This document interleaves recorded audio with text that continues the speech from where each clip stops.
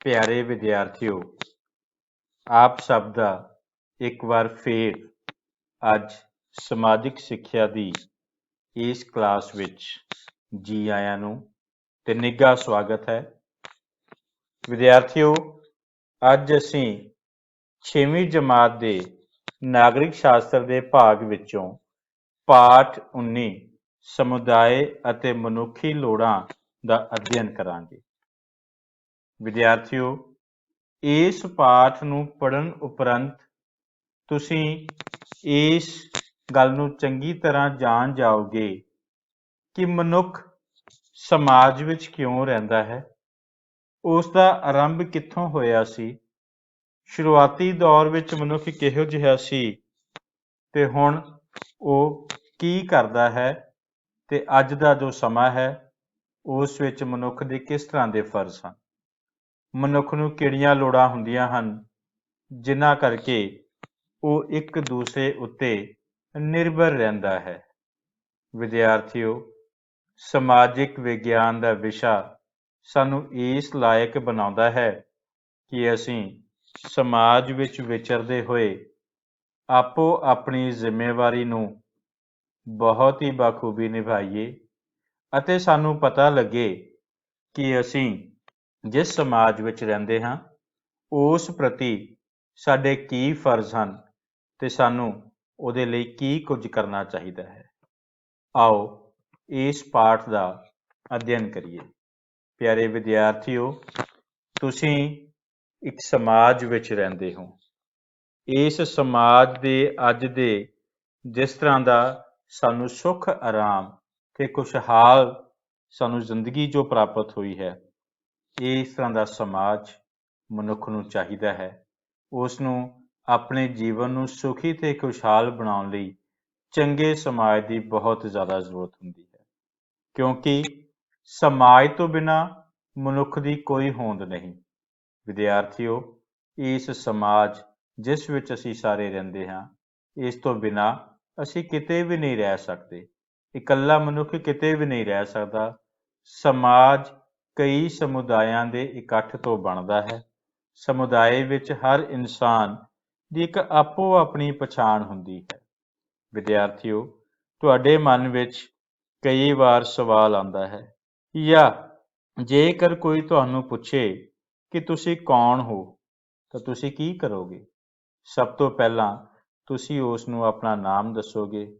ਉਸ ਤੋਂ ਬਾਅਦ ਤੁਸੀਂ ਹੋ ਸਕਦਾ ਹੈ ਉਸ ਨੂੰ ਆਪਣੇ ਘਰ ਪਰਿਵਾਰ ਬਾਰੇ ਦੱਸੋ, ਆਪਣੇ ਸਕੂਲ ਬਾਰੇ ਦੱਸੋ, ਆਪਣੇ ਦੋਸਤਾਂ ਬਾਰੇ, ਰਿਸ਼ਤੇਦਾਰੀ ਬਾਰੇ ਦੱਸੋ। ਸੋ ਇਸੇ ਤਰ੍ਹਾਂ ਤੁਸੀਂ ਉਸ ਨੂੰ ਉਸ ਦੇ ਸਵਾਲ ਦੇ ਜਵਾਬ ਦੇ ਵਿੱਚ ਕਾਫੀ ਸਾਰੇ ਉੱਤਰ ਦੇ ਦਿੰਦੇ ਹੋ।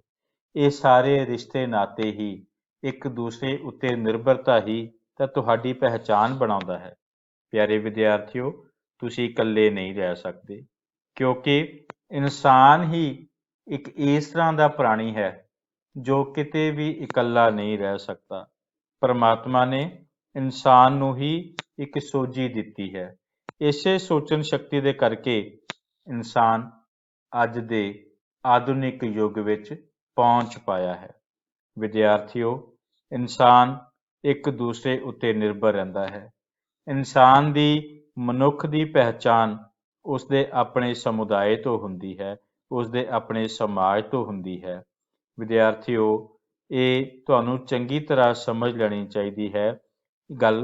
ਇਹ ਗੱਲ ਤੁਹਾਨੂੰ ਚੰਗੀ ਤਰ੍ਹਾਂ ਸਮਝ ਆ ਜਾਣੀ ਚਾਹੀਦੀ ਹੈ ਕਿ ਤੁਸੀਂ ਸਮਾਜ ਦੇ ਵਿੱਚ ਇੱਕ ਪਰਿਵਾਰ ਤੋਂ, ਇੱਕ ਸਕੂਲ ਨਾਲ, ਆਪਣੇ ਆਂਢ ਗੁਆਂਢ ਨਾਲ, ਕਈ ਪੱਖਾਂ ਤੋਂ ਤੇ ਕਈ ਸਮੁਦਾਇਆਂ ਦੇ ਨਾਲ ਲਗਾਤਾਰ ਜੁੜੇ ਰਹਿੰਦੇ ਹੋ। ਜਿਵੇਂ ਕਿ ਅਸੀਂ ਇੱਕ ਖਾਸ ਭਾਸ਼ਾ ਪੰਜਾਬੀ ਬੋਲਦੇ ਹਾਂ। ਅਸੀਂ ਇੱਕ ਖਾਸ ਸਮੁਦਾਇ ਦੇ ਮੈਂਬਰ ਹਾਂ ਜਿਹੜੇ ਕਿ ਸਾਰੇ ਹੀ ਪੰਜਾਬੀ ਬੋਲਦੇ ਹਾਂ। ਇਸੇ ਤਰ੍ਹਾਂ ਧਾਰਮਿਕ ਸਮੁਦਾਇ ਹੁੰਦੇ ਹਨ, ਇਸੇ ਤਰ੍ਹਾਂ ਅਲੱਗ-ਅਲੱਗ ਸਮਾਜ ਬਣਦੇ ਹਨ। ਲੇਕਿਨ ਬੇਟਾ, ਤੁਹਾਨੂੰ ਗੱਲ ਸਮਝ ਲੈਣੀ ਚਾਹੀਦੀ ਹੈ ਕਿ ਸਮੁਦਾਇ ਇੱਕ ਪਰਿਵਾਰਾਂ ਦਾ ਪਰਿਵਾਰ ਹੈ। ਇਸ ਲਈ ਅਸੀਂ ਆਖ ਸਕਦੇ ਹਾਂ ਕਿ ਇੱਕ ਥਾਂ ਤੇ ਰਹਿਣ ਵਾਲੇ ਸਾਂਝੇ ਉਦੇਸ਼ ਵਾਲੇ ਸੰਗਠਿਤ ਸਮੂਹ ਨੂੰ ਹੀ ਸਮੁਦਾਇ ਕਿਹਾ ਜਾਂਦਾ ਹੈ। ਸੋ ਗੱਲ ਯਾਦ ਰੱਖਣੀ ਹੈ ਬੱਚਿਓ, ਕਿ ਇੱਕ ਥਾਂ ਤੇ ਰਹਿਣ ਵਾਲੇ ਸਾਂਝੇ ਉਦੇਸ਼ ਵਾਲੇ ਸੰਗਠਿਤ ਸਮੂਹ ਨੂੰ ਸਮਾਜ ਆਖਿਆ ਜਾਂਦਾ ਹੈ।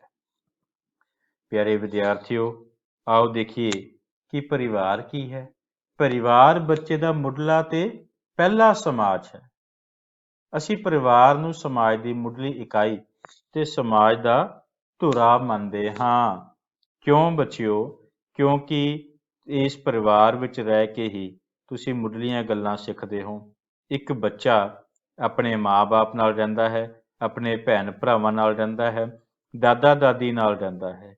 ਇਹੀ ਉਹ ਪਰਿਵਾਰ ਦਾ ਹੈ, ਇਹੀ ਉਹ ਸਥਾਨ ਹੈ ਜਿੱਥੇ ਉਹ ਸਭ ਤੋਂ ਪਹਿਲੀ ਸਿੱਖਿਆ ਹਾਸਲ ਕਰਦਾ ਹੈ, ਜਿੱਥੇ ਉਹ ਪਿਆਰ, ਇੱਕ ਦੂਸਰੇ ਨਾਲ ਹਮਦਰਦੀ ਕਰਨਾ, ਇੱਕ ਦੂਸਰੇ ਦੇ ਕੰਮ ਆਉਣਾ, ਕੁਰਬਾਨੀ, ਸਤਿਕਾਰ ਅਤੇ ਆਪਸ ਵਿੱਚ ਮਿਲ ਜੁਲ ਕੇ ਰਹਿਣ ਦੇ ਗੁਣ ਸਿੱਖਦਾ ਹੈ। ਬੇਟਾ, ਪਰਿਵਾਰ ਸਮਾਜ ਦੀ ਸਭ ਤੋਂ ਪਹਿਲੀ ਇਕਾਈ ਹੈ। ਯਾਦ ਰੱਖਣਾ ਹੈ ਕਿ ਪਰਿਵਾਰ ਸਮਾਜ ਦੀ ਸਭ ਤੋਂ ਪਹਿਲੀ ਇਕਾਈ ਹੈ। ਸੋ ਬੇਟਾ, ਪਰਿਵਾਰ ਤੋਂ ਇਲਾਵਾ ਮਨੁੱਖ ਸਮਾਜ ਦੇ ਹੋਰ ਸਮੂਹਾਂ ਦਾ ਮੈਂਬਰ ਵੀ ਹੁੰਦਾ ਹੈ। ਸਮੂਹ ਮਤਲਬ ਕੁਝ ਇਕੱਠ ਹੋਣਾ। ਜਿਸ ਤਰ੍ਹਾਂ ਪਰਿਵਾਰ ਦੇ ਵਿੱਚ ਇਕੱਲਾ ਮੈਂਬਰ ਜਦੋਂ ਇਕੱਠੇ ਹੁੰਦੇ ਨੇ ਤਾਂ ਉਹ ਪਰਿਵਾਰ ਇੱਕ ਸਮੂਹ ਹੁੰਦਾ ਹੈ। ਪਰ ਮੈਂਬਰਾਂ ਦਾ ਸਮੂਹ, ਇੱਕ ਘਰ ਵਿੱਚ ਰਹਿਣ ਵਾਲੇ ਇੱਕ ਪਰਿਵਾਰ ਹੈ। ਇਸ ਤਰ੍ਹਾਂ ਸਮਾਜ ਦੇ ਵਿੱਚ ਅਲੱਗ-ਅਲੱਗ ਪਰਿਵਾਰਾਂ ਦੇ ਕਈ ਸਮੂਹ ਬਣਦੇ ਹਨ। ਇਹਨਾਂ ਸਮੂਹਾਂ ਦਾ ਵੱਖਰਾ-ਵੱਖਰਾ ਉਦੇਸ਼ ਹੁੰਦਾ ਹੈ। ਇਸੇ ਤਰ੍ਹਾਂ ਬੇਟਾ, ਸਕੂਲ ਵੀ ਇਹਨਾਂ ਹੀ ਸਮੂਹਾਂ ਦੀ ਇੱਕ ਕੜੀ ਹੈ, ਕਿਉਂਕਿ ਸਕੂਲ ਵਿੱਚੋਂ ਬੱਚਾ ਪੜ੍ਹਨਾ ਲਿਖਣ ਕਈ ਕੁਝ ਸਿੱਖਦਾ ਹੈ। ਲੇਕਿਨ ਪੜ੍ਹਨ ਲਿਖਣਾ ਹੀ ਨਹੀਂ, ਇਸ ਦੇ ਨਾਲ ਅਨੁਸ਼ਾਸਨ 'ਚ ਕਿਵੇਂ ਰਹਿਣਾ ਹੈ, ਮਿਲ ਜੁਲ ਕੇ ਕਿਵੇਂ ਰਹਿਣਾ ਹੈ, ਆਗਿਆ ਦਾ ਪਾਲਣ ਕਿਵੇਂ ਕਰਨਾ ਹੈ, ਇਹ ਸਾਰੇ ਗੁਣ ਇੱਕ ਵਿਦਿਆਰਥੀ, ਇੱਕ ਬੱਚਾ ਸਕੂਲ ਦੇ ਵਿੱਚ ਰਹਿ ਕੇ ਹੀ ਸਿੱਖ ਸਕਦਾ ਹੈ। ਸਕੂਲ ਤੋਂ ਬਿਨਾਂ ਉਸ ਲਈ ਇਹ ਗੁਣਾਂ ਨੂੰ ਸਿੱਖਣਾ ਕਿਤੇ ਹੋਰ ਪਾਸੇ ਇੰਨਾ ਸੌਖਾ ਨਹੀਂ, ਜਿੰਨੇ ਸੌਖੇ ਤੇ ਵਧੀਆ ਢੰਗ ਦੇ ਨਾਲ ਉਹ ਸਕੂਲ ਦੇ ਵਿੱਚ ਜਾ ਕੇ ਇਹਨਾਂ ਗੁਣਾਂ ਨੂੰ ਸਿੱਖਦਾ ਹੈ। ਵਿਦਿਆਰਥੀਓ, ਸਮੁਦਾਇਕ ਜੀਵਨ ਦਾ ਆਰੰਭ ਕਿਵੇਂ ਹੋਇਆ? ਸਾਨੂੰ ਸਮਝਣ ਦੀ ਲੋੜ ਹੈ ਕਿ ਇਹ ਸਮੁਦਾਇ ਜਿਸ ਵਿੱਚ ਅਸੀਂ ਰਹਿ ਰਹੇ ਹਾਂ, ਇਹ ਕਿੱਥੋਂ ਆਰੰਭ ਹੋਇਆ, ਕਿੱਥੇ ਆ ਗਿਆ ਔਰ ਕਿਸ ਤਰ੍ਹਾਂ ਕਿਹੜੇ-ਕਿਹੜੇ ਪੜਾਵਾਂ ਵਿੱਚੋਂ ਗੁਜ਼ਰਿਆ ਹੋਵੇਗਾ। ਤੁਸੀਂ ਵੀ ਸੋਚਦੇ ਹੋਵੋਗੇ ਕਿ ਪਹਿਲਾਂ ਕਿਸ ਤਰ੍ਹਾਂ ਮਨੁੱਖ ਰਹਿੰਦਾ ਹੋਵੇਗਾ। ਕਈ ਵਾਰ ਤੁਸੀਂ ਟੀਵੀ 'ਚ ਕੋਈ ਪ੍ਰੋਗਰਾਮ ਦੇਖਦੇ ਹੋ, ਕਈ ਵਾਰ ਤੁਸੀਂ ਆਪਣੇ ਮਾਂ-ਬਾਪ ਕੋਲੋਂ ਗੱਲਾਂ ਸੁਣਦੇ ਹੋ, ਉਹ ਕਹਿੰਦੇ ਨੇ ਅਸੀਂ ਉਸ ਜ਼ਮਾਨੇ 'ਚ ਰਹਿੰਦੇ ਸੀ। ਤੁਸੀਂ ਸੋਚਦੇ ਹੋ ਪੁਰਾਣਾ ਜ਼ਮਾਨਾ ਕਿਸ ਤਰ੍ਹਾਂ ਦਾ ਹੋਵੇਗਾ। ਇਸੇ ਤਰ੍ਹਾਂ ਵਿਦਿਆਰਥੀਓ, ਤੁਹਾਡੇ ਮਨ ਵਿੱਚ ਸਵਾਲ ਆਉਂਦਾ ਹੈ ਕਿ ਆਰੰਭ ਵਿੱਚ ਮਨੁੱਖ ਦਾ ਜੀਵਨ ਕਿਸ ਤਰ੍ਹਾਂ ਦਾ ਹੋਵੇਗਾ, ਉਹ ਕਿਸ ਤਰ੍ਹਾਂ ਹੌਲੀ-ਹੌਲੀ ਤਰੱਕੀ ਕਰਦਾ ਅੱਜ ਦੇ ਇਸ ਯੁੱਗ ਦੇ ਵਿੱਚ ਪਹੁੰਚ ਪਾਇਆ। ਵਿਦਿਆਰਥੀਓ, ਸ਼ੁਰੂਆਤ ਦੇ ਵਿੱਚ ਲੱਖਾਂ ਸਾਲ ਪਹਿਲਾਂ ਮਨੁੱਖ ਜਦੋਂ ਹੋਂਦ ਵਿੱਚ ਆਇਆ, ਉਸ ਸਮੇਂ ਕਿਸ ਤਰ੍ਹਾਂ ਦਾ ਜੀਵਨ ਸੀ। ਸਾਡੀ ਸੱਭਿਅਤਾ ਦਾ ਵਿਕਾਸ ਕਈ ਪੜਾਵਾਂ ਵਿੱਚੋਂ ਗੁਜ਼ਰਿਆ। ਮਨੁੱਖ ਨੇ ਤਰੱਕੀ ਕਈ ਲੱਖਾਂ ਸਾਲਾਂ ਲਗਾ ਕੇ ਕੀਤੀ ਹੈ। ਅੱਜ ਦੇ ਸਮੇਂ ਵਿੱਚ ਜੋ ਤਰੱਕੀ ਕੀਤੀ ਹੈ, ਜੋ ਉੱਨਤੀ ਕੀਤੀ ਹੈ, ਉਹ ਕੋਈ ਸੌਖੀ ਨਹੀਂ ਸੀ। ਮਨੁੱਖ ਨੂੰ ਕਈ ਲੱਖਾਂ ਸਾਲ ਇਸ ਤਰੱਕੀ ਭਰੇ ਜੀਵਨ ਵਿੱਚ ਪੁੱਜਣ ਲਈ ਲੱਗ ਗਏ ਹਨ। ਹੁਣ ਗੱਲ ਕਰੀਏ ਕਿ ਪਹਿਲਾਂ ਦਾ ਜੀਵਨ ਕਿਸ ਤਰ੍ਹਾਂ ਦਾ ਸੀ। ਵਿਦਿਆਰਥੀਓ, ਮਨੁੱਖ ਦਾ ਮੁੱਢਲਾ ਜੀਵਨ ਜੰਗਲੀ ਜੀਵਾਂ ਵਰਗਾ ਸੀ। ਤੁਸੀਂ ਇਤਿਹਾਸ ਵਿੱਚ ਸਿੱਖਿਆ ਹੋਵੇਗਾ ਕਿ ਆਦਿ ਮਨੁੱਖ ਦਾ ਜਨਮ ਕੈਸਾ ਸੀ, ਆਦਿ ਮਨੁੱਖ ਦਾ ਰਹਿਣ ਸਹਿਣ ਕੈਸਾ ਸੀ, ਆਦਿ ਮਨੁੱਖ ਕੀ ਕੁਝ ਕੰਮ ਕਰਦਾ ਸੀ, ਉਹਨੇ ਕਿਸ ਤਰ੍ਹਾਂ ਵਿਕਾਸ ਕੀਤਾ। ਸੋ ਵਿਦਿਆਰਥੀਓ, ਮਨੁੱਖ ਦਾ ਮੁੱਢਲੀ ਜੀਵਨ ਜੰਗਲੀ ਜੀਵਾਂ ਵਰਗਾ ਸੀ। ਉਸ ਨੇ ਆਪਣਾ ਜੀਵਨ ਇੱਕ ਸ਼ਿਕਾਰੀ ਦੇ ਤੌਰ ਤੇ ਸ਼ੁਰੂ ਕੀਤਾ। ਹੌਲੀ-ਹੌਲੀ ਸੰਗਠਿਤ ਤੇ ਟਿਕਾਊ ਸਮੁਦਾਇ ਜੀਵਨ ਦਾ ਆਰੰਭ ਹੋਇਆ। ਭਾਵ ਕੀ ਹੈ ਕਿ ਸ਼ੁਰੂਆਤ ਦੇ ਵਿੱਚ ਮਨੁੱਖ ਕੀ ਕਰਦਾ ਸੀ? ਸ਼ਿਕਾਰ ਕਰਦਾ ਸੀ। ਲੇਕਿਨ ਸ਼ਿਕਾਰ ਲਈ ਉਹਦੇ ਕੋਲ ਹਥਿਆਰ ਕਿੱਥੋਂ ਆਏ? ਸੋ ਵਿਦਿਆਰਥੀਓ, ਉਹਨੇ ਪੱਥਰਾਂ ਨੂੰ ਯੂਜ਼ ਕੀਤਾ, ਪੱਥਰਾਂ ਦਾ ਇਸਤੇਮਾਲ ਕੀਤਾ ਤੇ ਪੱਥਰਾਂ ਤੋਂ ਕਈ ਉਸਨੇ ਹਥਿਆਰ ਬਣਾਏ। ਫਿਰ ਉਸਨੂੰ ਸੋਝੀ ਆਈ, ਫਿਰ ਉਸਨੇ ਮੈਟਲ ਤੋਂ ਕਈ ਪਦਾਰਥ ਬਣਾਏ, ਜਿੱਦਾਂ ਲੋਹੇ ਤੋਂ, ਤਾਂਬੇ ਤੋਂ ਇਸਨੇ ਕਈ ਤਰ੍ਹਾਂ ਦੇ ਹਥਿਆਰ ਬਣਾਉਣੇ ਸ਼ੁਰੂ ਕੀਤੇ। ਕਈ ਹੋਰ ਚੀਜ਼ਾਂ ਦਾ ਵੀ ਉਸਨੇ ਖੋਜ ਕੀਤੀ। ਸੋ ਇਹਨਾਂ ਗੱਲਾਂ ਨੂੰ ਤੁਸੀਂ ਸੋਚੋ ਕਿ ਕਿਵੇਂ ਅੱਜ ਦੇ ਸਮੇਂ ਦੇ ਵਿੱਚ ਇਹ ਇਨਸਾਨ ਨੇ ਤਰੱਕੀ ਹਾਸਲ ਕੀਤੀ। ਸੋ ਵਿਦਿਆਰਥੀਓ, ਇਹ ਤਸਵੀਰ ਤੁਹਾਨੂੰ ਭਲੀ ਭਾਂਤ ਸਮਝਾ ਦਿੰਦੀ ਹੈ ਕਿ ਸ਼ੁਰੂਆਤ ਦੇ ਵਿੱਚ ਮਨੁੱਖ ਦਾ ਜੀਵਨ ਹੀ ਨਹੀਂ ਔਖਾ ਸੀ, ਸਗੋਂ ਉਸ ਦਾ ਸਰੀਰਕ ਬਣਤਰ ਵੀ ਤੁਹਾਡੇ ਸਾਹਮਣੇ ਹੈ ਕਿ ਕਿਸ ਤਰ੍ਹਾਂ ਦੀ ਸੀ। ਇਹ ਤਸਵੀਰ ਤੋਂ ਪਤਾ ਲੱਗਦਾ ਹੈ ਕਿ ਉਸ ਨੂੰ ਅੱਜ ਦੇ ਰੂਪ ਵਿੱਚ ਪਹੁੰਚਣ ਲਈ, ਜਿੱਥੇ ਤੁਸੀਂ ਲਾਸਟ ਤਸਵੀਰ ਦੇਖ ਰਹੇ ਹੋ ਕਿ ਇੱਕ ਇਨਸਾਨ ਹੱਥ ਦੇ ਵਿੱਚ ਕੰਪਿਊਟਰ ਲੈ ਕੇ, ਮੋਬਾਈਲ ਲੈ ਕੇ ਅੱਜ ਕਿਸ ਤਰ੍ਹਾਂ ਸਿੱਧਾ ਹੋ ਕੇ ਚੱਲ ਰਿਹਾ ਹੈ, ਇੱਥੋਂ ਤੱਕ ਪਹੁੰਚਣ ਲਈ ਉਹਨੂੰ ਲੱਖਾਂ ਸਾਲ ਲੱਗੇ। ਵਿਦਿਆਰਥੀਓ, ਇਨਸਾਨ ਨੇ, ਆਦਿ ਮਨੁੱਖ ਨੇ ਜਦੋਂ ਸ਼ੁਰੂਆਤ ਦੇ ਵਿੱਚ ਆਪਣਾ ਜੀਵਨ ਆਰੰਭਿਆ, ਜੀਵਨ ਬਹੁਤ ਔਖਾ ਸੀ। ਉਸਨੇ ਕਈ ਖੋਜਾਂ ਕੀਤੀਆਂ। ਪਹੀਏ ਦੀ ਖੋਜ ਕੀਤੀ। ਪਹੀਏ ਦੀ ਖੋਜ ਦੇ ਨਾਲ ਤੇ ਅੱਗ ਦੀ ਖੋਜ ਦੇ ਨਾਲ ਇਨਸਾਨ ਦੇ ਜੀਵਨ ਵਿੱਚ ਬਹੁਤ ਜ਼ਿਆਦਾ ਬਦਲਾਵ ਆ ਗਿਆ। ਸੋ ਲੱਕੜ ਦੇ ਪਹੀਏ ਦੀ ਖੋਜ ਨਾਲ ਉਸਨੇ ਆਉਣ ਜਾਣ ਦੇ ਸਾਧਨ ਬਣਾਏ। ਉਸਨੂੰ ਪਤਾ ਲੱਗਿਆ ਕਿ ਕਿਸ ਤਰ੍ਹਾਂ ਸਮਾਨ ਦੀ ਢੋਆ ਢੁਆਈ ਕਰ ਸਕਦਾ ਹੈ। ਉਸਨੂੰ ਪਤਾ ਲੱਗਿਆ ਮੈਟਲ ਦੀ ਖੋਜ ਦੇ ਨਾਲ ਕਿ ਉਹਨਾਂ ਤੋਂ ਹੋਰ ਕਿਹੜੀਆਂ ਚੀਜ਼ਾਂ ਬਣਾ ਸਕਦਾ ਹੈ। ਉਸਨੇ ਆਪਣਾ ਜੀਵਨ ਸੌਖਾ ਬਣਾਉਣਾ ਸ਼ੁਰੂ ਕੀਤਾ। ਅੱਗ ਦੀ ਖੋਜ ਨੇ ਉਸਨੂੰ ਸਿਖਾਇਆ ਕਿ ਕਿਸ ਤਰੀਕੇ ਦੇ ਨਾਲ ਭੋਜਨ ਨੂੰ ਪਕਾਇਆ ਜਾ ਸਕਦਾ ਹੈ। ਅੱਗ ਦੀ ਖੋਜ ਨੇ ਉਸਨੂੰ ਸਿਖਾਇਆ ਕਿ ਕਿਸ ਤਰੀਕੇ ਦੇ ਨਾਲ ਠੰਡ ਤੋਂ ਬਚਣ ਲਈ ਮੈਂ ਨਿੱਘਾ ਹੋ ਸਕਦਾ ਹਾਂ। ਇਨਸਾਨ ਨੂੰ ਸੋਝੀ ਆਈ। ਇਨਸਾਨ ਨੂੰ ਪਤਾ ਲੱਗਿਆ ਕਿ ਕਿਸ ਤਰੀਕੇ ਦੇ ਨਾਲ ਮੈਂ ਹੋਰ ਵੀ ਕੰਮ ਕਰ ਸਕਦਾ ਹਾਂ। ਇਸ ਤਰ੍ਹਾਂ ਹੌਲੀ ਹੌਲੀ ਇਨਸਾਨ ਦੇ ਜੀਵਨ ਦੇ ਵਿੱਚ ਤਬਦੀਲੀਆਂ ਆਉਣੀਆਂ ਸ਼ੁਰੂ ਹੋ ਗਈਆਂ। ਉਸਨੇ ਪਸ਼ੂਆਂ ਨੂੰ ਪਾਲਣਾ ਸ਼ੁਰੂ ਕੀਤਾ। ਉਸਨੇ ਖੇਤੀ ਕਰਨੀ ਸ਼ੁਰੂ ਕੀਤੀ। ਉਸਨੂੰ ਅਲੱਗ-ਅਲੱਗ ਤਰ੍ਹਾਂ ਦੇ ਭੋਜਨ ਦੀ ਸੋਝੀ ਪੈਦਾ ਹੋਈ। ਉਸਨੂੰ ਪਤਾ ਲੱਗਿਆ ਕਿ ਜੋ ਕਬੀਲਿਆਂ ਵਿੱਚ ਰਹਿੰਦੇ ਇਨਸਾਨ ਸੀ, ਜੋ ਘੁੰਮਦੇ ਰਹਿੰਦੇ ਸੀ ਇੱਕ ਜਗ੍ਹਾ ਤੋਂ ਦੂਸਰੀ ਜਗ੍ਹਾ ਦੇ ਵਿੱਚ, ਉਹਨਾਂ ਨੇ ਵੀ ਹੌਲੀ ਹੌਲੀ ਇੱਕ ਜਗ੍ਹਾ ਲੱਭ ਕੇ ਉੱਥੇ ਰਹਿਣਾ ਸ਼ੁਰੂ ਕੀਤਾ। ਅਲੱਗ-ਅਲੱਗ ਤਰ੍ਹਾਂ ਦੀਆਂ ਫਸਲਾਂ ਤੋਂ ਉਹਨੂੰ ਪਤਾ ਲੱਗਿਆ ਕਿ ਮੈਂ ਕਿਸ ਤਰ੍ਹਾਂ ਦੀ ਫਸਲ ਉਗਾ ਸਕਦਾ ਹਾਂ। ਉਸਨੂੰ ਹੋਰ ਵੀ ਬਹੁਤ ਸਾਰੀਆਂ ਸੋਝੀਆਂ ਪ੍ਰਾਪਤ ਹੋਈਆਂ। ਵਿਦਿਆਰਥੀਓ, ਇਹਨਾਂ ਸਾਰੀਆਂ ਗੱਲਾਂ ਤੋਂ ਬਾਅਦ ਆਪਾਂ ਦੇਖੀਏ ਕਿ ਇਸ ਕੁਦਰਤੀ ਵਾਤਾਵਰਣ ਤੋਂ ਮਨੁੱਖੀ ਵਾਤਾਵਰਣ ਵੱਲ ਕਿਵੇਂ ਇਨਸਾਨ ਪੁੱਜਿਆ। ਪਿਆਰੇ ਵਿਦਿਆਰਥੀਓ, ਮਨੁੱਖ ਨੇ ਛੋਟੇ-ਛੋਟੇ ਕਬੀਲਿਆਂ ਵਿੱਚ ਰਹਿੰਦਿਆਂ ਹੀ ਸ਼ਹਿਰੀਕਰਨ ਦਾ ਮੁੱਢ ਬੰਨ੍ਹਿਆ। ਹੌਲੀ-ਹੌਲੀ ਕਬੀਲਿਆਂ ਤੋਂ ਪਿੰਡ ਬਣੇ, ਪਿੰਡਾਂ ਤੋਂ ਕਸਬੇ ਬਣੇ, ਕਸਬਿਆਂ ਤੋਂ ਪਿੱਛੋਂ ਸ਼ਹਿਰ ਬਣ ਗਏ।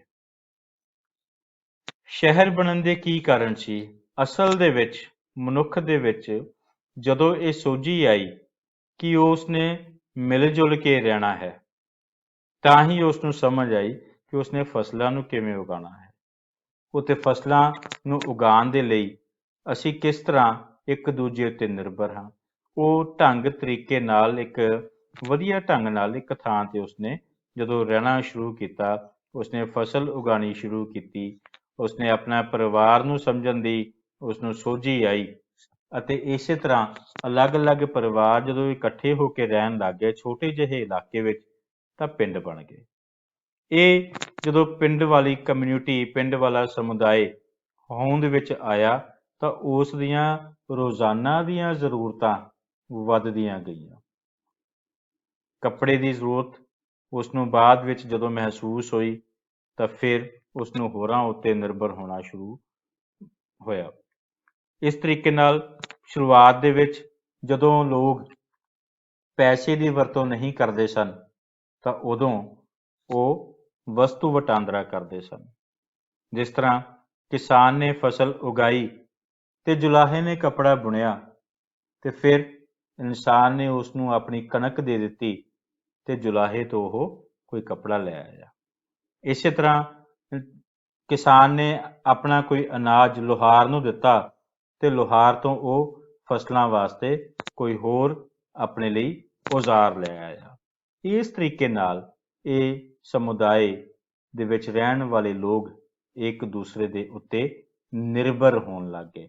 ਨਿਰਭਰਤਾ ਦੇ ਵਿੱਚ ਹੀ ਇਹਨਾਂ ਨੇ ਜੀਵਨ ਗੁਜ਼ਾਰਨਾ ਸ਼ੁਰੂ ਕੀਤਾ। ਸੋ ਇਸ ਤਰ੍ਹਾਂ ਵਿਦਿਆਰਥੀਓ, ਇਹ ਤਸਵੀਰ ਤੁਹਾਨੂੰ ਸਪਸ਼ਟ ਕਰਦੀ ਹੈ ਅਲੱਗ-ਅਲੱਗ ਵਾਤਾਵਰਣਕ ਬਦਲਾਵਾਂ ਬਾਰੇ। ਸਭ ਤੋਂ ਪਹਿਲਾਂ ਦੇਖੋ, ਪੁਰਾਤਨ ਪੱਥਰ ਯੁੱਗ ਵਿੱਚ ਇਨਸਾਨ ਕਿਸ ਤਰ੍ਹਾਂ ਸੀ, ਕਿਸ ਤਰ੍ਹਾਂ ਰਹਿੰਦਾ ਸੀ। ਉਸ ਤੋਂ ਬਾਅਦ ਮੱਧ ਪੱਥਰ ਯੁੱਗ ਆਇਆ, ਜਿੱਥੇ ਉਹ ਝੌਂਪੜੀਆਂ ਬਣਾ ਕੇ ਇਕੱਠੇ ਹੋ ਕੇ ਰਹਿ ਰਿਹਾ ਹੈ, ਸਮੁਦਾਇ ਬਾਰੇ ਉਸਨੂੰ ਗਿਆਨ ਮਿਲਿਆ। ਉਸ ਤੋਂ ਬਾਅਦ ਨਵਾਂ ਪੱਥਰ ਯੁੱਗ ਆਇਆ, ਜਿੱਥੇ ਉਸਨੇ ਰਹਿਣ ਸਹਿਣ ਦੇ ਤਰੀਕੇ ਬਦਲੇ, ਖੇਤੀਬਾੜੀ ਦੇ ਤਰੀਕੇ ਬਦਲੇ, ਤੇ ਹੌਲੀ ਹੌਲੀ ਤਰੱਕੀ ਕਰਦਾ ਹੋਇਆ ਇਨਸਾਨ ਅੱਜ ਆਧੁਨਿਕ ਯੁੱਗ ਵਿੱਚ ਆ ਚੁੱਕਿਆ ਹੈ, ਜੋ ਕਿ ਇਨਸਾਨ ਦੇ ਜੀਵਨ ਨੂੰ ਟੋਟਲ ਹੀ ਜਿਸ ਯੁੱਗ ਨੇ ਬਦਲ ਕੇ ਰੱਖ ਦਿੱਤਾ।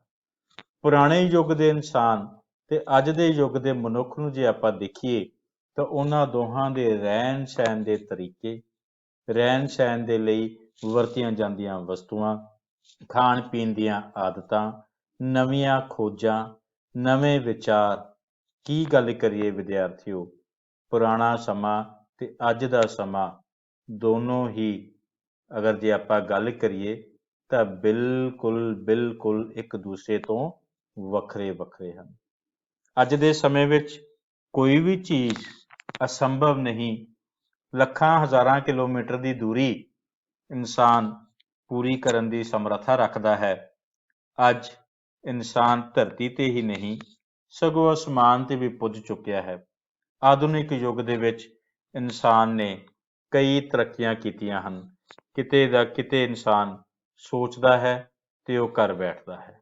ਵਿਦਿਆਰਥੀਓ, ਇਹ ਸਭ ਕੁਝ ਤਾਂ ਹੀ ਸੰਭਵ ਹੋ ਪਾਇਆ ਜਦੋਂ ਇਨਸਾਨ ਇੱਕ ਦੂਸਰੇ ਉੱਤੇ ਨਿਰਭਰ ਸੀ ਤੇ ਆਪਣੀ ਲੋੜਾਂ ਦੀਆਂ ਪੂਰਤੀਆਂ ਉਸਨੇ ਇਸੇ ਸਮਾਜ ਦੇ ਵਿੱਚੋਂ ਕੀਤੀ ਅਤੇ ਅੰਤਰ ਨਿਰਭਰਤਾ ਦੇ ਕਾਰਨ ਉਸ ਨੂੰ ਸਾਧਨ ਉਪਲਬਧ ਹੋਏ ਤੇ ਇਹਨਾਂ ਸਾਧਨਾਂ ਦੀ ਉਪਲਬਧਤਾ ਦੇ ਨਾਲ ਹੀ ਉਸ ਨੇ ਤਰੱਕੀ ਦੇ ਲਈ ਕਈ ਰਾਹ ਲੱਭ ਲਏ।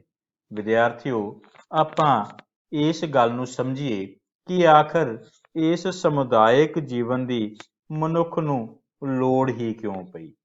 ਆਪਾਂ ਧਿਆਨ ਨਾਲ ਦੇਖੀਏ ਕਿ ਮਨੁੱਖ ਇੱਕ ਸਮਾਜਿਕ ਪ੍ਰਾਣੀ ਹੈ। ਸਮਾਜਿਕ ਪ੍ਰਾਣੀ ਤੋਂ ਭਾਵ ਕਿ ਉਹ ਸਮਾਜ ਤੋਂ ਬਿਨਾਂ ਨਹੀਂ ਰਹਿ ਸਕਦਾ ਅਤੇ ਸਮਾਜਿਕ ਜੀਵ ਹੋਣ ਦੇ ਨਾਤੇ ਇਹ ਆਪਣੀਆਂ ਜ਼ਰੂਰਤਾਂ ਲਈ ਇੱਕ ਦੂਜੇ ਉੱਤੇ ਨਿਰਭਰ ਹੈ। ਜਿਵੇਂ ਸ਼ਹਿਰੀ ਸਮਾਜ ਭੋਜਨ ਲਈ ਪੇਂਡੂ ਕਿਸਾਨ ਉੱਪਰ ਅਤੇ ਪੇਂਡੂ ਸਮਾਜ ਰੋਜ਼ਾਨਾ ਵਰਤੋਂ ਦੀਆਂ ਜ਼ਰੂਰਤਾਂ ਲਈ ਸ਼ਹਿਰੀ ਸਮਾਜ ਤੇ ਨਿਰਭਰ ਹੈ। ਵਿਦਿਆਰਥੀਓ, ਤੁਸੀਂ ਪਿੰਡਾਂ ਵਿੱਚ ਰਹਿੰਦੇ ਹੋ, ਤੁਸੀਂ ਸ਼ਹਿਰਾਂ ਵਿੱਚ ਰਹਿੰਦੇ ਹੋ। ਪਿੰਡ ਦੇ ਵਿਦਿਆਰਥੀ ਤੇ ਸ਼ਹਿਰ ਦੇ ਵਿਦਿਆਰਥੀਓ, ਤੁਸੀਂ ਜਰਾ ਸੋਚੋ ਕਿ ਤੁਹਾਨੂੰ ਜੀਵਨ ਜੀਣ ਦੇ ਲਈ ਕਿਹਨਾਂ ਚੀਜ਼ਾਂ ਦੀ ਲੋੜ ਪੈਂਦੀ ਹੈ।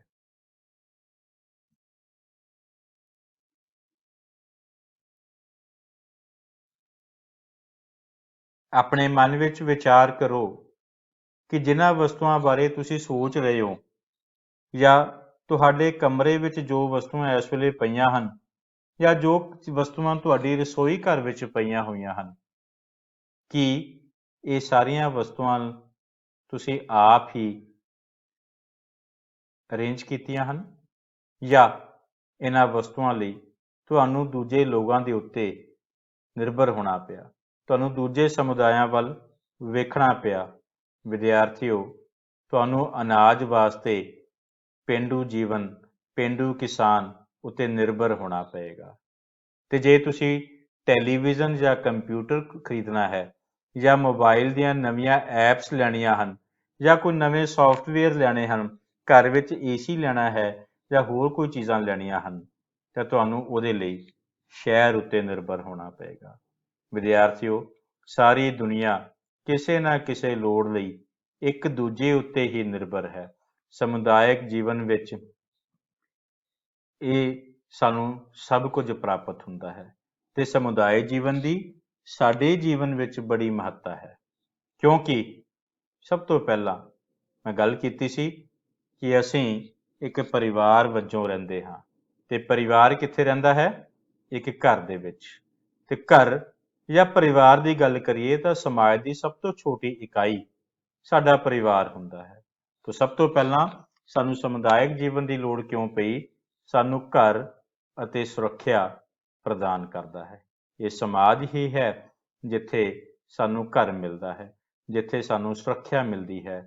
ਕਿਉਂ ਤੁਸੀਂ ਇਕੱਲੇ ਕਿਤੇ ਰਹੋਗੇ ਤਾਂ ਤੁਹਾਨੂੰ ਡਰ ਮਹਿਸੂਸ ਹੋਏਗਾ, ਲੇਕਿਨ ਅਗਰ ਤੁਸੀਂ ਕਈ ਸਾਰੇ ਲੋਕਾਂ ਦੇ ਵਿੱਚ ਜਾ ਕੇ ਰਹਿੰਦੇ ਹੋ, ਉੱਥੇ ਆਪਣਾ ਘਰ ਬਣਾਉਂਦੇ ਹੋ, ਤਾਂ ਤੁਸੀਂ ਸੁਰੱਖਿਅਤ ਮਹਿਸੂਸ ਕਰਦੇ ਹੋ। ਅੱਜ ਅਗਰ ਤੁਸੀਂ ਆਪਣੇ ਘਰ ਗੱਲ ਕਰੋ ਕਿ ਤੁਸੀਂ ਕੋਈ ਨਵਾਂ ਮਕਾਨ ਬਣਾਉਣਾ ਹੈ, ਤਾਂ ਸਭ ਤੋਂ ਪਹਿਲਾਂ ਜੋ ਦੇਖਿਆ ਜਾਂਦਾ ਹੈ ਉਹ ਉੱਥੋਂ ਦੀ ਆਬਾਦੀ ਲੋਕ ਦੇਖਦੇ ਹਨ।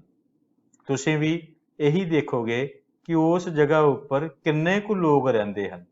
ਇਹ ਤੁਹਾਨੂੰ ਭਲੀ ਭਾਂਤ ਉਦਾਹਰਣ ਸਮਝਾ ਦਿੰਦੀ ਹੈ ਕਿ ਸਮਾਜ ਤੋਂ ਬਿਨਾਂ ਅਸੀਂ ਨਹੀਂ ਰਹਿ ਸਕਦੇ।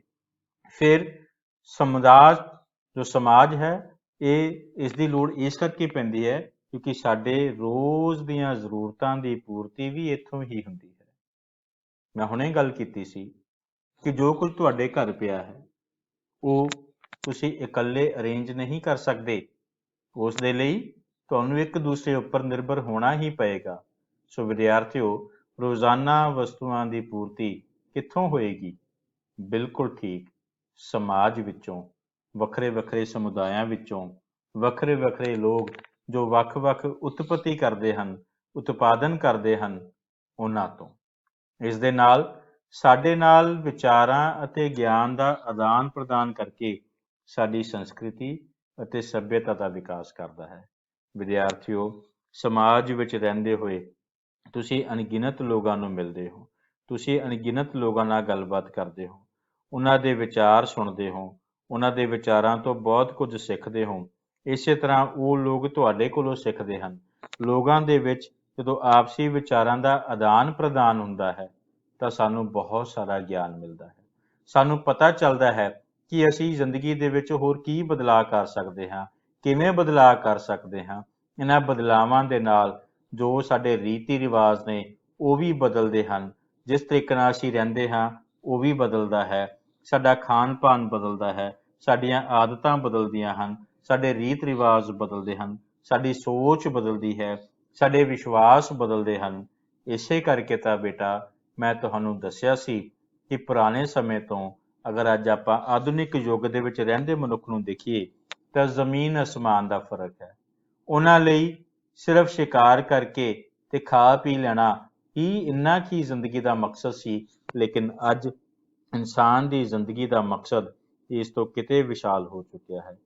ਅੱਜ ਉਸਨੇ ਕਈ ਖੋਜਾਂ ਕਰ ਲਈਆਂ, ਅੱਜ ਉਸਨੇ ਉਦਯੋਗ ਬਣਾ ਲਏ, ਵੱਡੇ ਵੱਡੇ ਸ਼ਹਿਰ ਬਣਾ ਲਏ।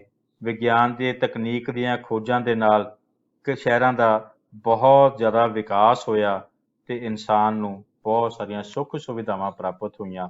ਇਸ ਨੇ ਸਾਡੀ ਸੱਭਿਅਤਾ ਨੂੰ ਬਦਲਿਆ, ਸਾਡੀ ਸੰਸਕ੍ਰਿਤੀ ਨੂੰ ਬਦਲਿਆ, ਸਾਡੇ ਵਾਤਾਵਰਣ ਨੂੰ ਬਦਲਿਆ ਔਰ ਇਨਸਾਨ ਅੱਗੋਂ ਤੋਂ ਕਈ ਹੋਰ ਸੰਭਾਵਨਾਵਾਂ ਬਾਰੇ ਸੋਚਣ ਲੱਗ ਪਿਆ। ਇਸੇ ਤਰ੍ਹਾਂ ਬੇਟਾ ਕੰਪਿਊਟਰ ਨੇ, ਟੈਕਨੋਲੋਜੀ ਨੇ ਸਾਡੇ ਜੀਵਨ ਨੂੰ ਬਦਲ ਕੇ ਰੱਖ ਦਿੱਤਾ। ਵਿਦਿਆਰਥੀਓ, ਇਹੀ ਸਮਾਜ ਹੈ ਜੋ ਸਾਡੇ ਅੰਦਰ ਲੋੜੀਂਦੀਆਂ ਕਦਰਾਂ ਕੀਮਤਾਂ ਤੇ ਗੁਣਾਂ ਦਾ ਵਿਕਾਸ ਕਰਦਾ ਹੈ। ਬੇਟਾ, ਤੁਹਾਨੂੰ ਸਮਝਣਾ ਚਾਹੀਦਾ ਹੈ ਕਿ ਅਸੀਂ ਇਸ ਸਮਾਜ ਵਿੱਚ ਰਹਿੰਦੇ ਹੋਏ ਆਪਣੇ ਮਾਂ-ਬਾਪ ਨਾਲ ਕਿਵੇਂ ਵਿਚਰਨਾ ਹੈ, ਆਪਣੇ ਭੈਣ ਭਰਾਵਾਂ ਨਾਲ, ਰਿਸ਼ਤੇਦਾਰਾਂ ਨਾਲ, ਦੋਸਤਾਂ ਨਾਲ, ਆਂਢ ਗੁਆਂਢ ਨਾਲ ਅਸੀਂ ਕਿਸ ਤਰੀਕੇ ਨਾਲ ਰਹਿਣਾ ਹੈ। ਇਹ ਸਾਰਾ ਕੁਝ ਕਦਰਾਂ ਕੀਮਤਾਂ ਤੇ ਇਹ ਸਾਰੇ ਗੁਣ ਸਾਨੂੰ ਕੌਣ ਸਿਖਾਉਂਦਾ ਹੈ? ਇਹ ਸਮਾਜ ਹੀ ਤਾਂ ਹੈ ਜਿੱਥੋਂ ਅਸੀਂ ਸਿੱਖਦੇ ਹਾਂ। ਇਹ ਲੋਕਾਂ ਦੇ ਆਦਾਨ ਪ੍ਰਦਾਨ ਹੀ ਤਾਂ ਹਨ ਜੋ ਵਿਚਾਰਾਂ ਦੀ ਸਾਂਝ ਤੋਂ ਬਾਅਦ ਇੱਕ ਦੂਸਰੇ ਪ੍ਰਤੀ ਸਤਿਕਾਰ, ਇੱਕ ਦੂਸਰੇ ਪ੍ਰਤੀ ਪਿਆਰ, ਇੱਕ ਦੂਸਰੇ ਪ੍ਰਤੀ ਨਿਮਰਤਾ ਤੇ ਸਹਿਯੋਗ ਤੇ ਇੱਕ ਦੂਸਰੇ ਨਾਲ ਮਿਲ ਜੁਲ ਕੇ ਕਿਸ ਤਰੀਕੇ ਨਾਲ ਰਹਿਣਾ ਹੈ, ਇਹੀ ਸਾਰਾ ਕੁਝ ਸਾਨੂੰ ਸਿਖਾਉਂਦੇ ਨੇ। ਔਰ ਇਹ ਸਿਖਾਉਣ ਦੇ ਵਿੱਚ ਸਿਰਫ ਤੇ ਸਿਰਫ ਸਮਾਜ ਹੀ ਆਪਣੀ ਮਹੱਤਵਪੂਰਨ ਭੂਮਿਕਾ ਨਿਭਾਉਂਦਾ ਹੈ। ਵਿਦਿਆਰਥੀਓ, ਇਸ ਸਮਾਜ ਵਿੱਚ ਰਹਿੰਦੇ ਹੋਏ ਸਾਡੇ ਕੁਝ ਫਰਜ਼ ਹਨ। ਸਾਡੀ ਦੇਸ਼ ਲਈ, ਸਾਡੇ ਕੌਮ ਲਈ, ਸਾਡੇ ਸਮਾਜ ਲਈ ਸਾਡੇ ਕੁਝ ਫਰਜ਼ ਹਨ। ਅਸੀਂ ਇਸ ਸਮਾਜ ਤੋਂ ਸਿਰਫ ਲੈਣਾ ਹੀ ਨਹੀਂ ਹੈ, ਸਗੋਂ ਇਸ ਨੂੰ ਕੁਝ ਦੇਣਾ ਵੀ ਹੈ। ਇਸ ਸਮਾਜ ਪ੍ਰਤੀ ਅਸੀਂ ਆਪਣੀ ਜ਼ਿੰਮੇਵਾਰੀ ਵੀ ਨਿਭਾਉਣੀ ਹੈ। ਸੋ ਇਸ ਕਰਕੇ ਹਰੇਕ ਨਾਗਰਿਕ ਦਾ ਫਰਜ਼ ਹੈ ਕਿ ਉਹ ਆਪਣੇ ਸਮਾਜ ਪ੍ਰਤੀ ਵਫਾਦਾਰ ਰਹੇ। ਹਰੇਕ ਨਾਗਰਿਕ ਦਾ ਫਰਜ਼ ਹੈ ਕਿ ਉਹ ਆਪਣੇ ਸਮਾਜ ਪ੍ਰਤੀ ਵਫਾਦਾਰ ਰਹੇ। ਮਤਲਬ ਕਿ ਹਰ ਨਾਗਰਿਕ ਨੂੰ ਚਾਹੀਦਾ ਹੈ ਕਿ ਉਹ ਸਮਾਜ ਦਾ ਨੁਕਸਾਨ ਨਾ ਕਰੇ। ਉਸ ਨੂੰ ਚਾਹੀਦਾ ਹੈ ਕਿ ਸਮਾਜ ਵਿੱਚ ਰਹਿੰਦੇ ਹੋਏ ਉਹ ਸਮਾਜ ਦੀ ਭਲਾਈ ਪ੍ਰਤੀ ਹੀ ਕੰਮ ਕਰੇ। ਬੁਰੀਆਂ ਆਦਤਾਂ, ਚੋਰੀ, ਡਕੈਤੀ, ਖੂਨ ਖਰਾਬਾ ਔਰ ਅਪਰਾਧ ਤੋਂ ਦੂਰ ਰਹੇ। ਹਰ ਇਨਸਾਨ ਨੂੰ ਚਾਹੀਦਾ ਹੈ ਕਿ ਸਰਕਾਰ ਦੁਆਰਾ ਲਗਾਏ ਜਾਂਦੇ ਟੈਕਸ ਇਮਾਨਦਾਰੀ ਨਾਲ ਅਦਾ ਕਰੇ, ਤਾਂ ਜੋ ਸਰਕਾਰ ਸਾਡਾ ਵਿਕਾਸ ਕਰ ਸਕੇ। ਸਰਕਾਰ ਸਾਡੇ ਵਿਕਾਸ ਲਈ ਪ੍ਰੋਗਰਾਮ ਬਣਾ ਸਕੇ।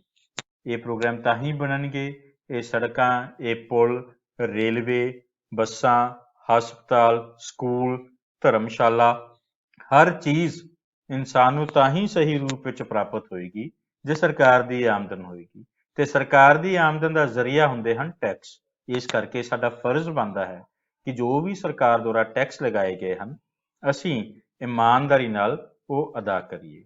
ਦੇਸ਼ ਦੀ ਰੱਖਿਆ ਲਈ ਹਰ ਕੁਰਬਾਨੀ ਲਈ ਤਿਆਰ ਰਹੀਏ। ਵਿਦਿਆਰਥੀਓ, ਸਾਨੂੰ ਆਪਣੇ ਅੰਦਰ ਆਪਣੇ ਦੇਸ਼ ਪ੍ਰਤੀ ਪਿਆਰ ਦੀ ਭਾਵਨਾ ਰੱਖਣੀ ਚਾਹੀਦੀ ਹੈ। ਸਾਡੇ ਸੁਤੰਤਰਤਾ ਸੰਗਰਾਮੀਆਂ ਨੇ ਬਹੁਤ ਵੱਡੀਆਂ ਕੁਰਬਾਨੀਆਂ ਕਰਕੇ ਸਾਡੇ ਲਈ ਇਹ ਸੁਤੰਤਰਤਾ ਹਾਸਲ ਕੀਤੀ ਹੈ। ਸੋ ਸਾਡਾ ਫਰਜ਼ ਬਣਦਾ ਹੈ ਕਿ ਅਸੀਂ ਉਹਨਾਂ ਦੀ ਦੁਆਰਾ ਕੀਤੀ ਗਈ ਕੁਰਬਾਨੀ ਨੂੰ ਹਮੇਸ਼ਾ ਯਾਦ ਰੱਖੀਏ ਤੇ ਦੇਸ਼ ਦੀ ਰੱਖਿਆ ਲਈ ਖੁਦ ਵੀ ਕੁਰਬਾਨੀ ਲਈ ਤਿਆਰ ਰਹੀਏ। ਦੇਸ਼ ਦੀ ਤਰੱਕੀ ਅਤੇ ਖੁਸ਼ਹਾਲੀ ਲਈ ਵੱਧ ਤੋਂ ਵੱਧ ਆਪਣਾ ਹਿੱਸਾ ਪਾਈਏ।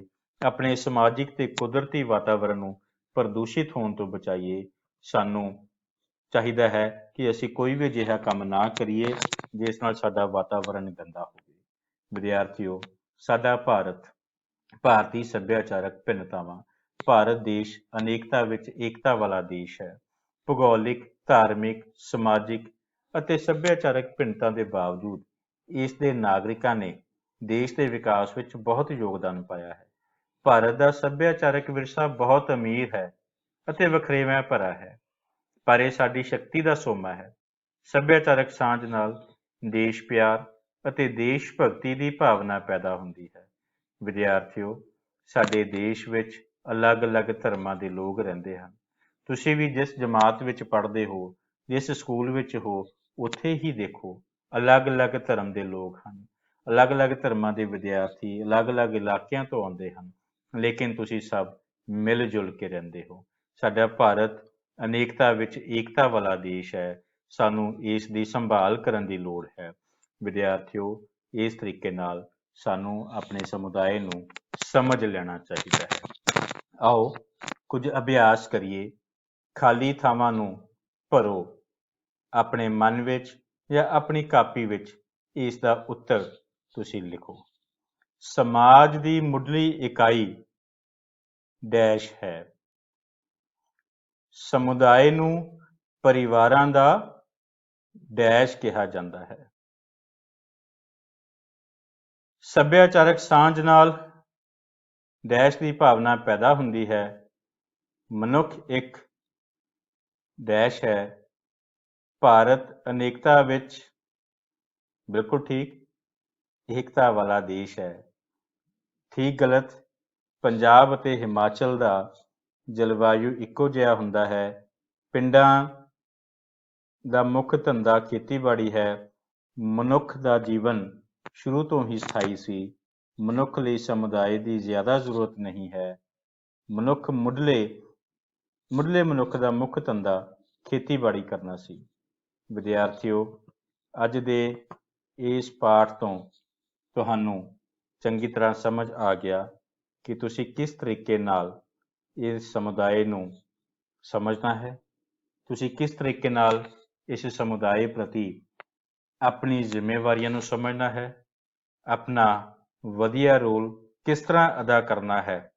ਦੂਸਰਿਆਂ ਨੂੰ ਵੀ ਇਸ ਪ੍ਰਤੀ ਕਿਸ ਤਰੀਕੇ ਨਾਲ ਸੁਚੇਤ ਕਰਨਾ ਹੈ ਅਤੇ ਇਸ ਸਮਾਜ ਦੀ ਭਲਾਈ ਲਈ ਤੁਸੀਂ ਆਪਣਾ ਹੀ ਨਹੀਂ, ਸਗੋਂ ਆਪਣੇ ਛੋਟੇ ਭੈਣ ਭਰਾਵਾਂ ਨੂੰ, ਆਪਣੇ ਨਾਲ ਆਲੇ ਦੁਆਲੇ ਰਹਿੰਦੇ ਲੋਕਾਂ ਨੂੰ ਵੀ ਆਪਣੀ ਸਕਾਰਾਤਮਕ ਵਧੀਆ ਭੂਮਿਕਾ ਨਿਭਾਉਣ ਦੇ ਲਈ ਮੋਟੀਵੇਟ ਕਰਨਾ ਹੈ। ਬਹੁਤ ਬਹੁਤ ਧੰਨਵਾਦ।